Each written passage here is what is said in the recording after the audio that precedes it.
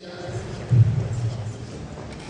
la acción declarativa de inconstitucionalidad incoada por la Corporación de Rematadores y Corredores Inmobiliarios virtual contra el Gobierno de la Ciudad. Expediente 5520/05. Los invito a todos a apagar los celulares. Les advierto que se va a registrar la audiencia en un video provisor, de modo tal que la acta final será resumida y les va a ser leído su nombre. Las partes van a contar con un tiempo de exposición de 15 minutos, al igual que el fiscal general. Con el imperio de la ley 402, les indico que pueden aportar los documentos y en ese caso tendrán que hacerlo aquí y ahora. ¿Los documentos no? Bien. En ese caso, le damos la palabra a la directora. Saludos a tomar el tiempo. Excelentísimo Tribunal, voy a hacer su comentario. El decreto ley 2266, que establece las condiciones para ser martillero, dice en el artículo 28 que esto se incorpora al Código de Comercio. La ley 25028 establece los requisitos para ser martillero y corredor. A partir de allí establece el requisito de que tengan una actividad, digamos, un título universitario, y también dice que para matricularse, porque tiene que estar matriculado para ambas profesiones, deben acreditar el título.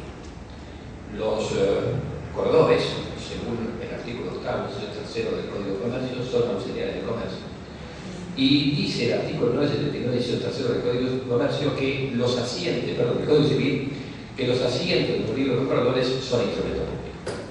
Por tanto, y por esa razón, porque además pueden ser auxiliares de la justicia, están regulados en estas leyes nacionales. La contraparte no ha alegado en absoluto la inconstitucionalidad de estas normas, que por tanto están plenamente vigentes.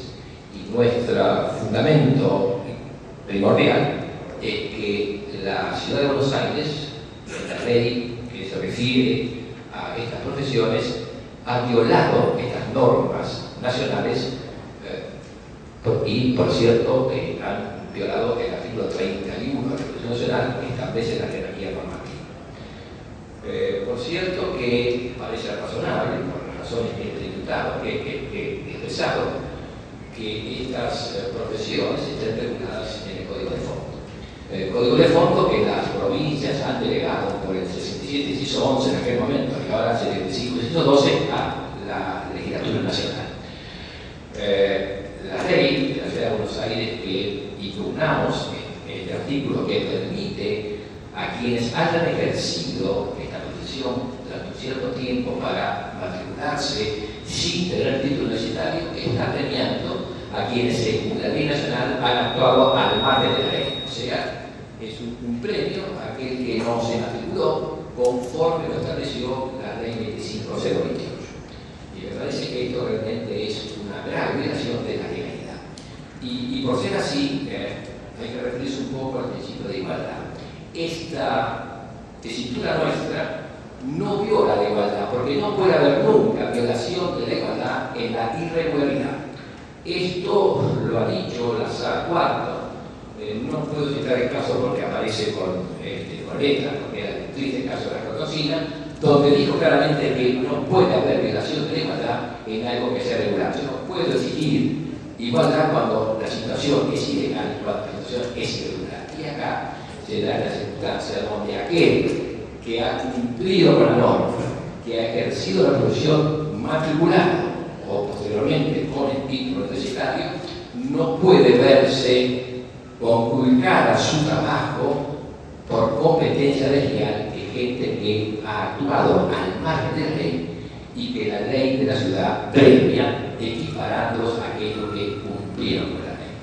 Por tanto, creo que fundamentalmente quería resumir en estas cuestiones el meollo de la situación que estamos discutiendo, reiterando nuevamente que esta legislación nacional para nada ha sido impugnada por la contraparte. Nada más.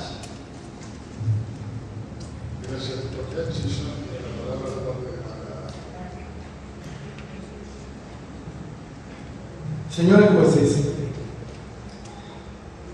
la Corporación de Rematadores y Corredores Inmobiliarios Mutual promueve esta acción declarativa en los términos del artículo 113, apartado segundo de la Constitución de la Ciudad y artículos 17 y siguientes de la Ley 402.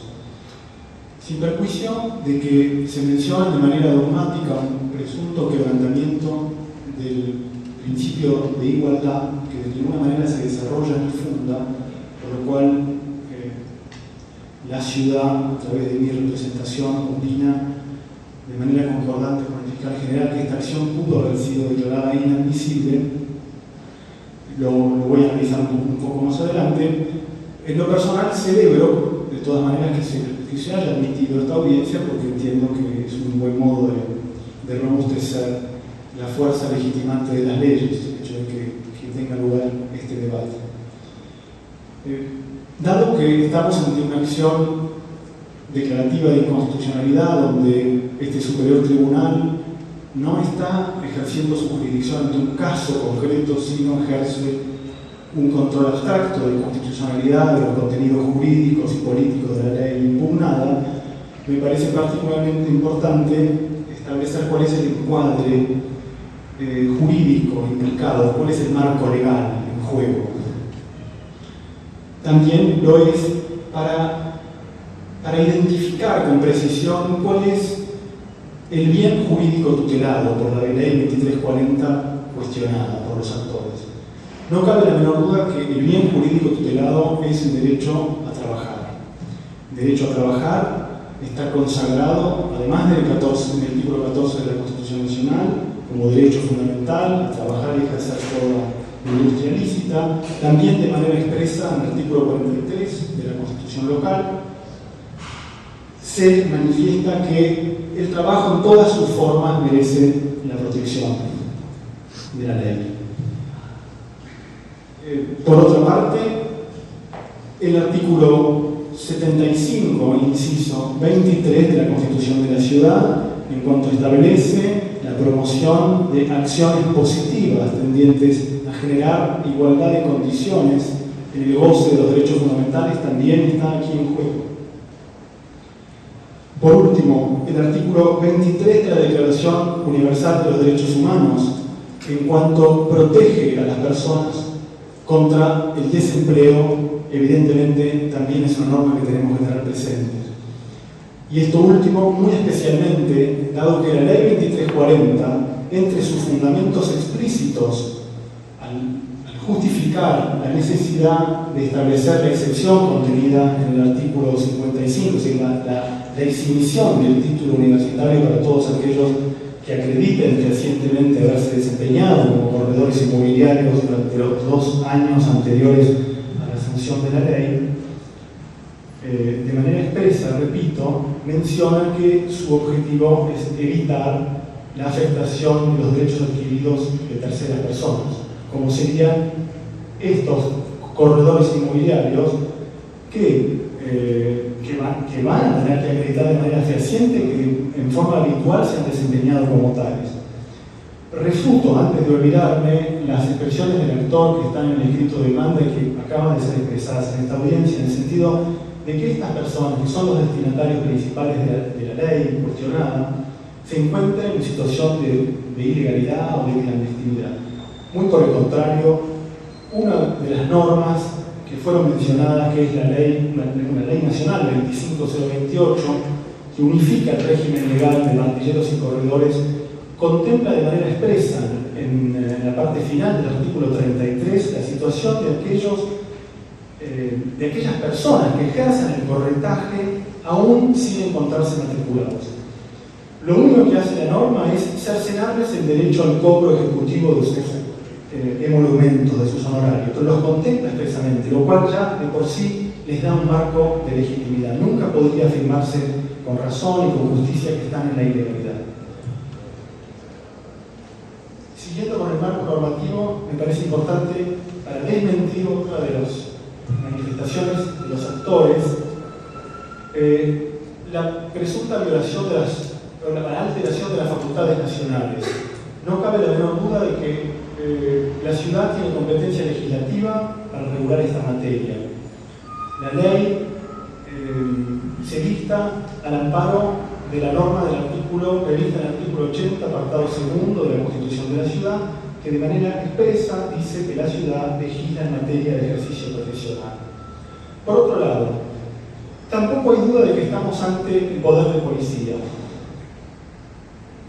Desde muy antiguo, la Corte Suprema, a partir del fallo, recogiendo jurisprudencia de la Corte Norteamericana, a partir del fallo Plaza de Toro, siguiendo por Ercolano con Lantelli, hasta terminar quizás en el fallo Monsine Callao, ha hecho una interpretación acabada y profunda de lo que es el poder de policía, concluyendo en todos los casos que se trata de materias de competencia local, es decir, reservada a las jurisdicciones, en este caso a la ciudad autónoma. El poder de policía implica la restricción de facultades legislativas, la disposición por vía legislativa que implique restringir derechos subjetivos en orden a preservar intereses en general de salubridad o de seguridad pública, pero también orientados al bienestar general y hasta eventualmente a la promoción de actividades económicas o hasta medidas vinculadas a la economía política. Recuerdo o invoco también como precedentes de la Corte Suprema ciertos fallos que no dejan lugar a duda en el sentido de que el ejercicio de las profesiones liberales forma parte del ámbito del poder de policía. Menciono los fallos Angulo, García, Tayar, Ivanisevich, Kadopi, entre otros. Se mencionó aquí también, siguiendo con el marco normativo, la legislación nacional específica del corretaje.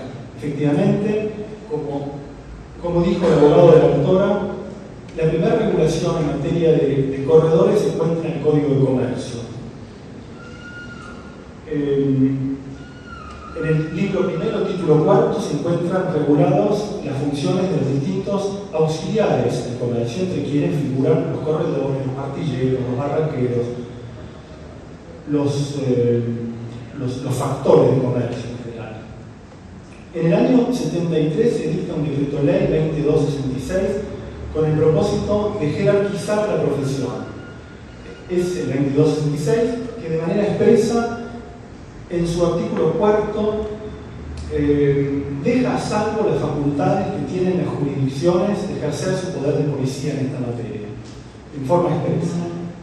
Posteriormente, en el año 85, a través de la ley 23282, se modifica el Código de Comercio en su artículo 88, equiparando las exigencias dispuestas por el decreto ley 2266 para los artilleros, esta vez a los corredores, exigiendo como requisito de idoneidad el título secundario y un examen de idoneidad profesional.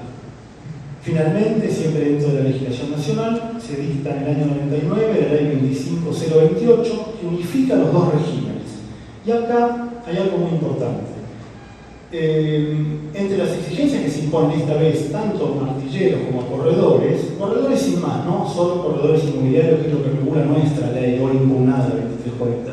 Es importante el distingo porque no fue en ningún momento observado en el trámite de las actuaciones. Entonces, digo que es muy importante mencionar que esta lógica de hacer una excepción a la imposición inmediata del recaudo del título ya viene de la legislación nacional, porque esta ley 25028, su artículo 3, dice de manera expresa que todos aquellos que se encuentren habilitados para desempeñar la actividad seguirán estándolo hasta tanto se establezcan las carreras universitarias correspondientes, porque para la fecha no existían. Y es más, abunda más en precisiones y dice que para cuando estén establecidos los títulos de las carreras correspondientes, se equiparará por única vez a los poseedores del título universitario con aquellos que hayan estado habilitados, es decir, que no son poseedores del título universitario. Me parece importante destacar que muchos, seguramente, de los asociados representados por la mutual accionante deben estar incluidos en esta excepción.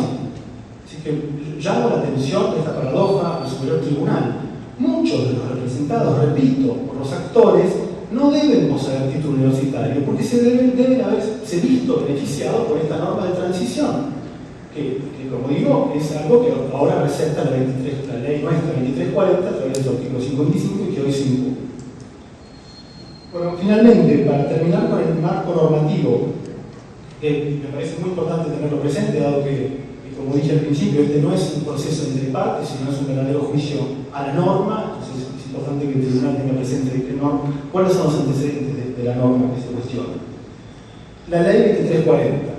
La ley 2340 reconoce como su antecedente histórico la ley 2175, que fue vetada por el Poder Ejecutivo. ¿Por qué fue vetada? Porque contemplaba también un régimen de exhibición de requisitos respecto de la exigencia del título universitario, pero exigía que para verse beneficiados de esta exención, los corredores que lo pretendieran tendrían que acreditar haberse desempeñado 5 años antes, lo cual le pareció al Poder Ejecutivo excesivo y por este motivo, además de por otras razones que no hacen la cuestión del debate hoy, se vetó. Posteriormente, en el año 2007, se sanciona por unanimidad esta ley 2340. Por unanimidad porque fue fruto de conversaciones y de trabajos acordados con el Poder Ejecutivo y con representantes de los sectores.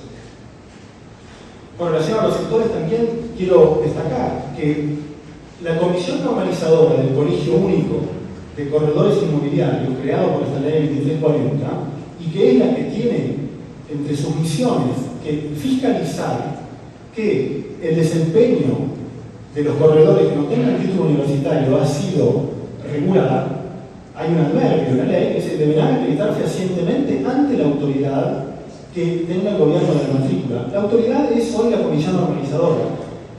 Y esta Comisión Normalizadora está representada por todas las asociaciones que nuclean a los corredores, entre quienes están también los actores. O sea que no es que haya aquí una discrecionalidad absoluta en el modo de determinar el desempeño habitual, sino que los propios actores, a través de sus representantes en la Comisión Normalizadora, van a poder fiscalizar de modo fehaciente el desempeño de la ley.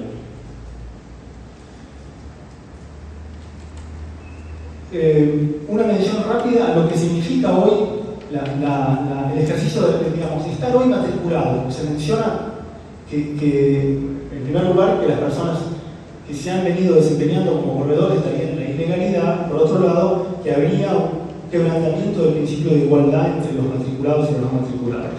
La matrícula que nace con la ley 2340 es una matrícula dinámica que implica un ejercicio de poder disciplinario que vela porque haya un control de calidad del servicio. No es así lo que ocurre hoy con la matrícula nacional que lleva la Inspección General de Justicia.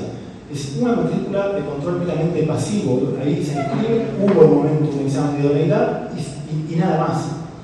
Así que no es que agregue mucho la circunstancia. Gracias.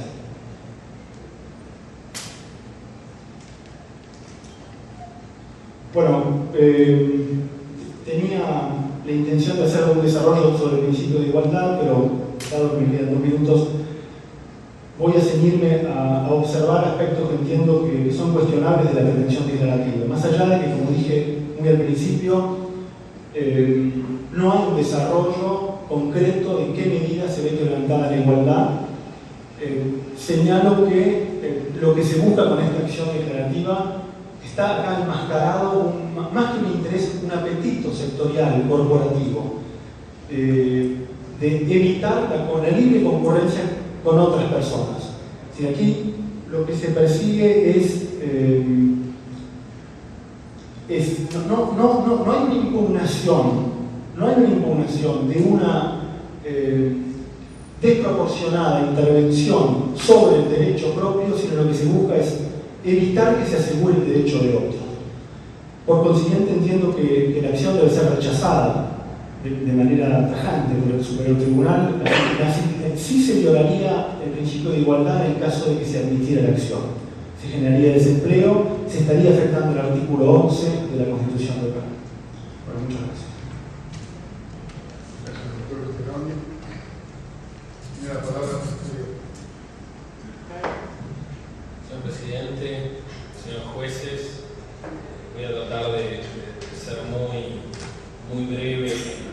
en esta intervención en relación a los planteos formulados.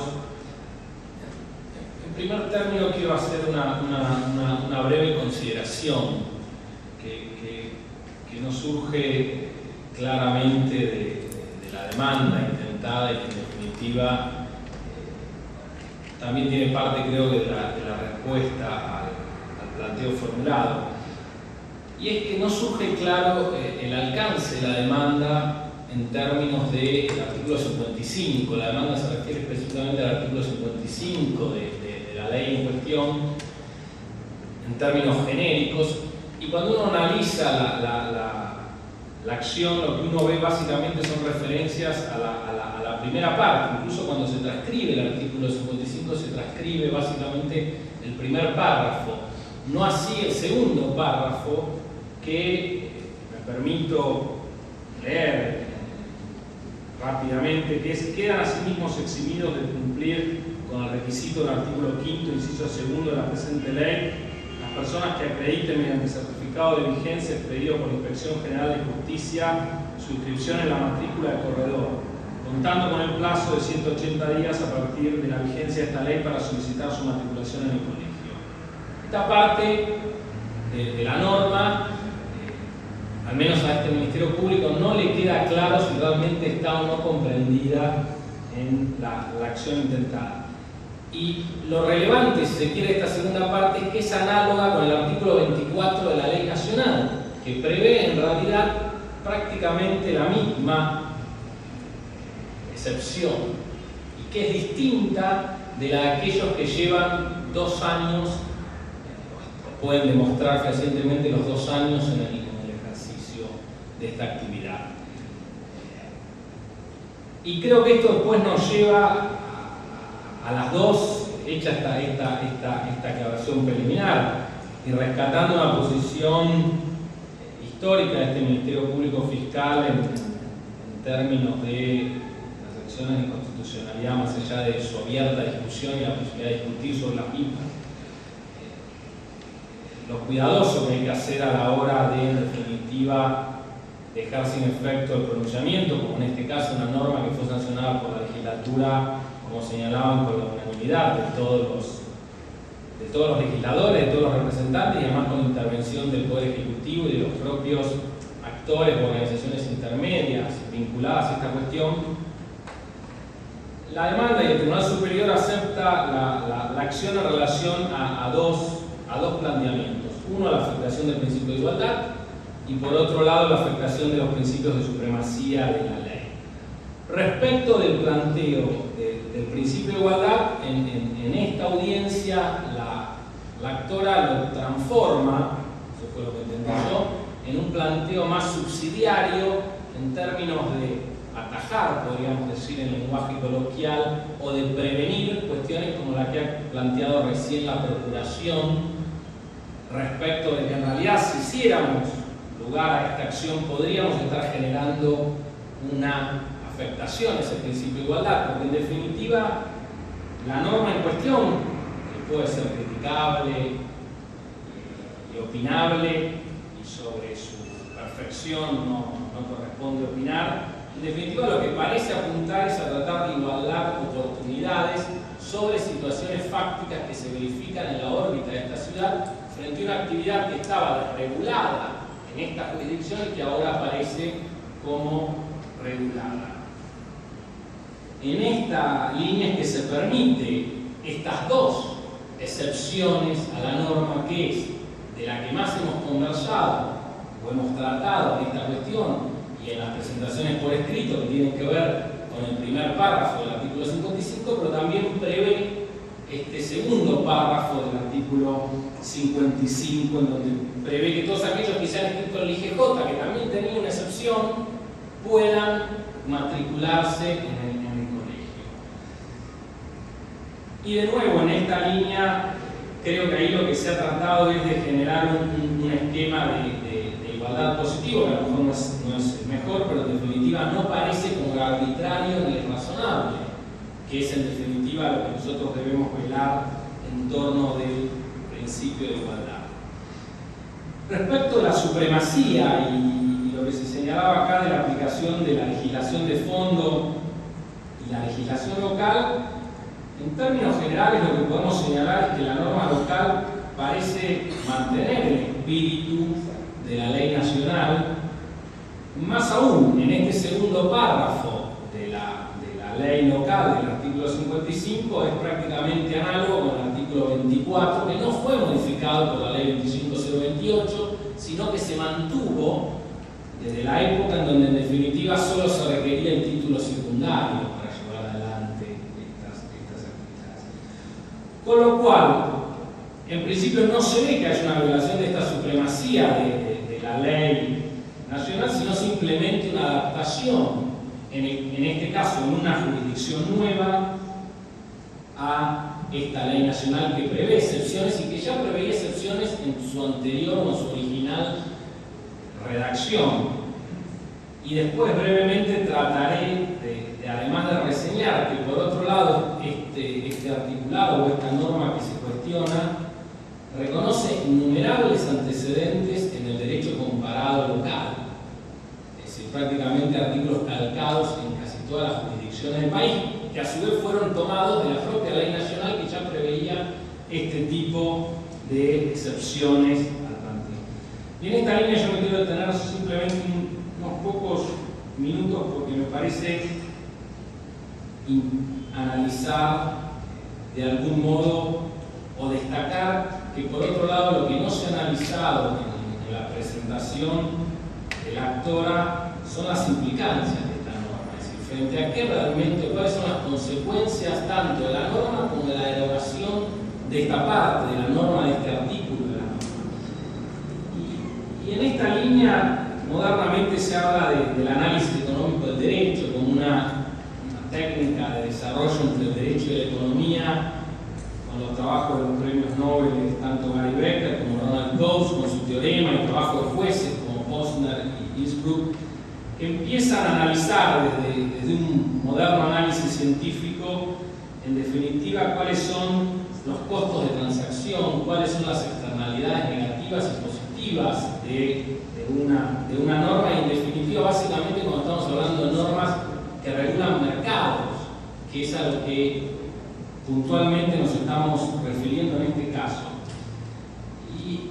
Y más allá de las conceptualizaciones novedosas del análisis económico del derecho, en realidad, cuando uno analiza el sistema constitucional, la Constitución Nacional nuestra y las obras de Alberti, que dan origen a su sistema básicamente económico, al sistema constitucional económico establecido, uno ve cómo, en definitiva, lo que pretende la propia Constitución Nacional es trabajar en un esquema de mercado con regulaciones razonables, y esta moderna herramienta, el análisis económico del derecho, es lo que nos permitiría o hubiera permitido también a la actora hacer un análisis en definitiva de estas implicancias más allá de las cuestiones puramente dogmáticas.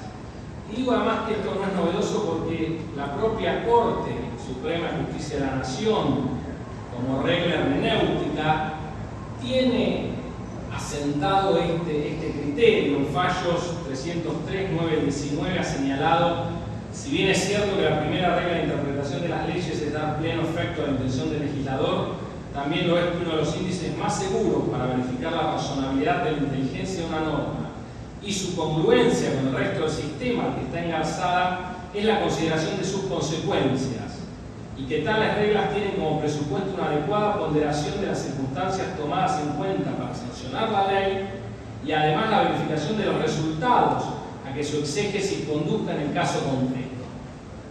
Con lo cual la misma Corte Suprema de Justicia de la Nación está marcando este análisis de razonabilidad de la ley y cuál es el impacto que produce en este caso en un mercado, y en el caso específicamente de la Ciudad de Buenos Aires, en un mercado que se está regulando por primera vez.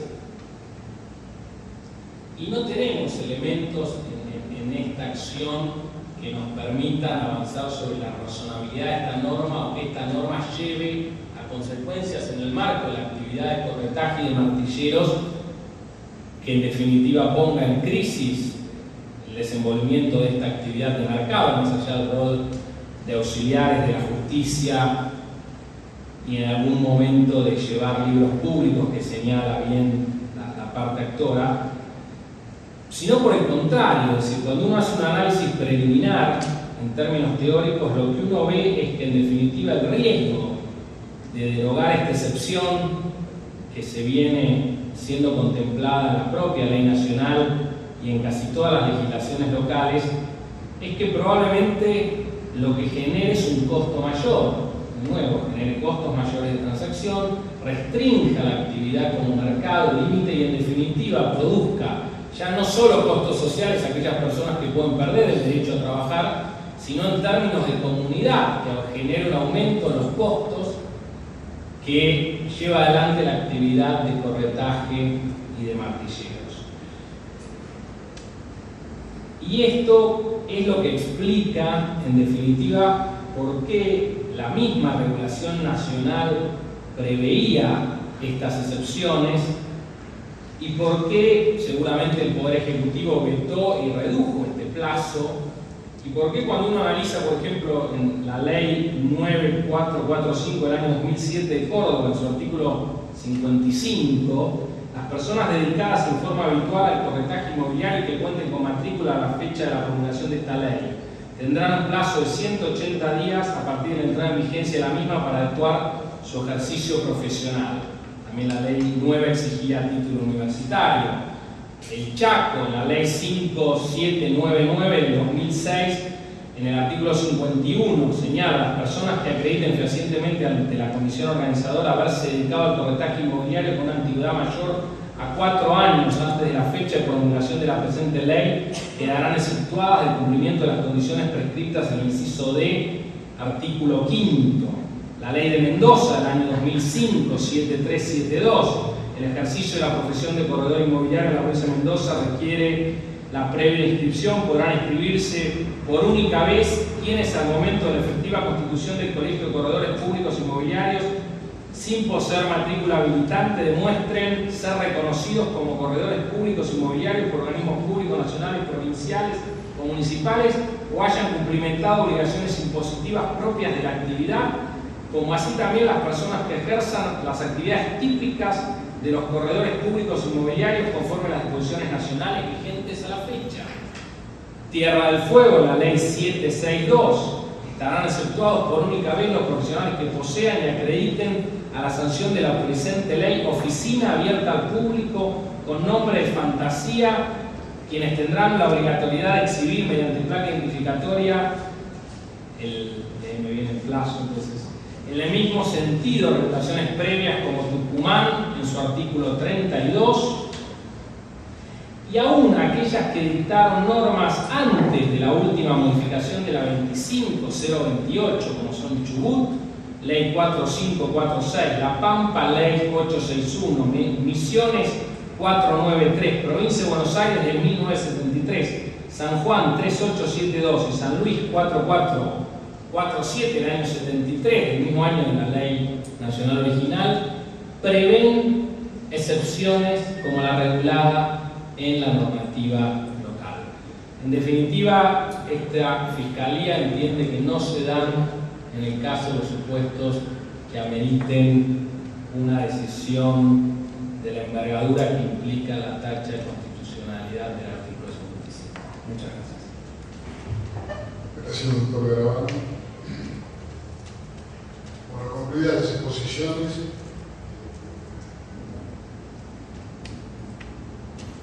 el tribunal tiene previsto dictar sentencia en el caso de la X, o 60 días hábiles y mandó a su partido.